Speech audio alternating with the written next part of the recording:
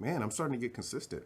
What's up, y'all? Welcome to the channel. My name is Simeon, and I help new creatives find direction. So as you can see in the title, we're talking about what camera to buy. Now, in this day and age where there's so many cameras to choose from, they have so many unique features, it's easy to get overwhelmed and just not buy anything because you don't know where to start. To answer that question right away, it doesn't matter what camera you buy. Now, before some people start coming at me in the comments, what I mean is, the camera that you buy versus the skill sets that you build and cultivate are two totally different things. Now, when I say it doesn't matter what camera you buy, I'm not saying that cameras don't have their unique features that are very special in specific situations. If that were not the case, you wouldn't see me buying behemoth cameras like this that have very unique features that are helpful for me. What I'm saying is the unique skill sets that you're learning, whether that be photography or filmmaking, and the camera that you buy are two totally different things. Because cameras right now are kind of going head to head with a lot of the features that they have.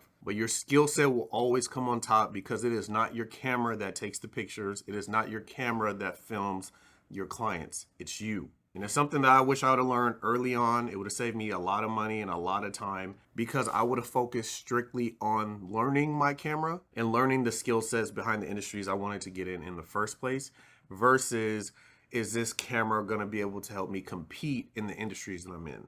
Now, this was my actual first camera body, the Sony A6000, and it did exactly what I needed it to do at the time, and I'll never sell this thing. This thing just, it always reminds me of where I started. So even though I don't use it, this means and holds a lot of value to me. But for the time being, this actually did so much for my career in just learning and building my clientele, and ultimately it was affordable. When did I buy this? 2017? Something like that. So it held its purpose. And just from me purchasing this thing, there are three things that I would advise if you are going to buy your very first camera. One, get a full frame. If you can, full frame cameras just do very well in low light and they just add more to the scene. So if you are taking photos of landscape or you want to do real estate or just get something really wide, you want to utilize a full frame.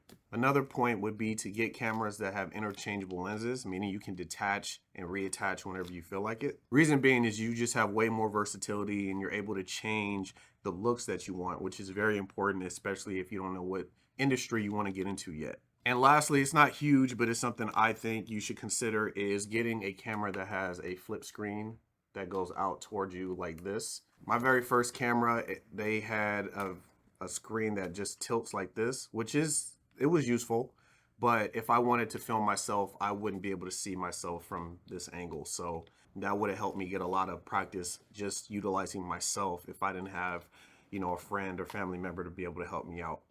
But anyway, we're gonna wrap up this video. I really didn't want it to be super, super long, but if you're new to the channel, please do me a favor, like and subscribe.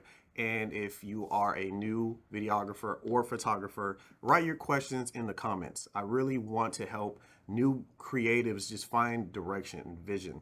I had so many questions as a beginner, and I wish I had somebody there to answer them. And a lot of people on YouTube really gave me a lot of confusing information, and I just don't want that for you guys. So if I can help in any way, please write your questions down and I will answer them here, and I'm out.